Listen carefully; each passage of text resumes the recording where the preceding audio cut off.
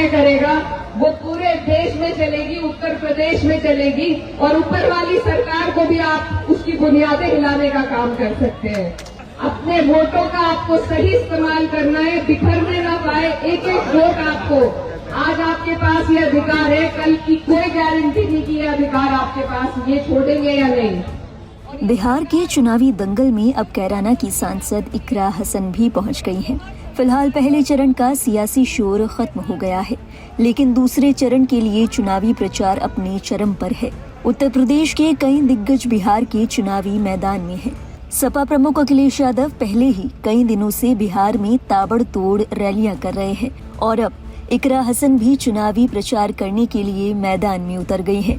किशनगंज में इकरा ने मंच से क्या कुछ कहा, पहले ये सुनिए, फिर आपको बताएंगे कि आखिर किसके लिए इकरा बिहार पहुंची। और दिशा बिहार तय करेगा, वो पूरे देश में चलेगी, उत्तर प्रदेश में चलेगी और ऊपर वाली सरकार को भी आप उसकी बुनियादें हिलाने का काम कर सकते हैं। तो सभी लोग जो डबल इंजन से परेशान हैं, आज आपकी तरफ उम्मीद की निगाह से देख रहे हैं कि आप लोग हमें हिम्मत देंगे, हमें हौसला देंगे, यहाँ से ऐसा नतीजा देंगे कि हम लोग भी अपने अपनी जगह से भाजपा का सफाया कर सके। अपने वोटों का आपको सही इस्तेमाल करना है, बिखरने ना पाए एक एक वोट आपको। आज आपके पास ये अधिकार है, कल की कोई गारंटी नहीं कि ये अधिकार आपके पास ये छोड़ेंगे या नहीं। तो इसीलिए ये बहुत गंभीरता से मेरी बात को आप समझिए।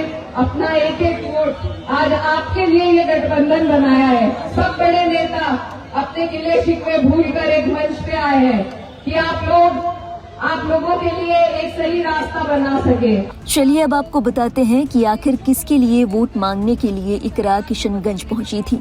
दरअसल इस बार महागठबंधन से कांग्रेस ने किशनगंज के ही पूर्व विधायक मोहम्मद कमरुल होदा को टिकट दिया है।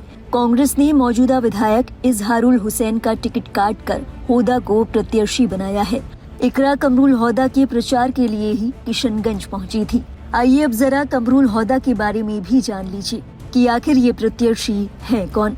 केवल 1.5 महीने पहले होदा पार्टी में शामिल हुए और अब ये उनका कांग्रेस का पहला चुनाव है। होदा कई पार्टियों का अनुभव रखते हैं, उनका लंबा राजनीतिक सफर रहा है। होदा इससे पहले जेडीयू, एनसीपी, एआईएमआईएम और आरजेडी जैसी पार्टियों से जुड़े थे। होदा का राजनीतिक सफर 2001 से शुरू हुआ था, जब वे ग्राम पंचायत टेउसा के मुखिया बने। इसके बाद वे किशनगंज पंचायत समिति के सदस्य और प्रखंड प्रमुख बने। इसके बाद वे जिला परिषद सदस्य और 2011 से 2016 तक किशनगंज जिला परिषद के अध्यक्ष रहे। साल 2015 में उन्होंने एनसीपी के टिकट पर किशनगंज विधानसभा चुनाव लड़ा। लगभग 10,000 वोट पाकर वे चौथे स्थान पर रहे। साल 2019 के उपचुनावों में वे एआईएमआईएम के टिकट पर विधायक बने।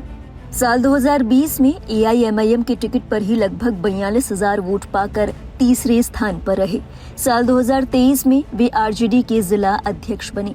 इसके अलावा होदा सामाजिक संगठनों जैसे किशनगंज नागरिक एकता मंच और लॉयंस क्लब किशनगंज में भी सक्रिय रहे। होदा का सियासी सफर कई दलों से होकर गुजरा है और कांग्रेस में आने के साथ ही ये रणनीति चर्चा का विषय बनी है। पार्टी का ये कदम किशनगंज में नई रणनीति का हिस्सा माना जा रहा है। बताया जा रहा है कि होदा की अनुभव और क्षेत्रीय पकड़ को देखते हुए कांग्रेस ने उन्हें मौका दिया है। हालांकि मौजूदा विधायक इजहारुल हुसैन का टिकट कटने से स्थानीय स्तर पर नाराजगी की संभावना जताई जा रही है। ऐसे में किशनगंज सीट पर मुकाबला रोचक होने की उम्मीद है, क्योंकि होदा का सामाजिक और राजनीतिक आधार क्षेत्र में मजबूत माना जाता है। अब ये देखना होगा कि आवाम कांग्रेस के इस बदलाव का साथ देती है या नहीं।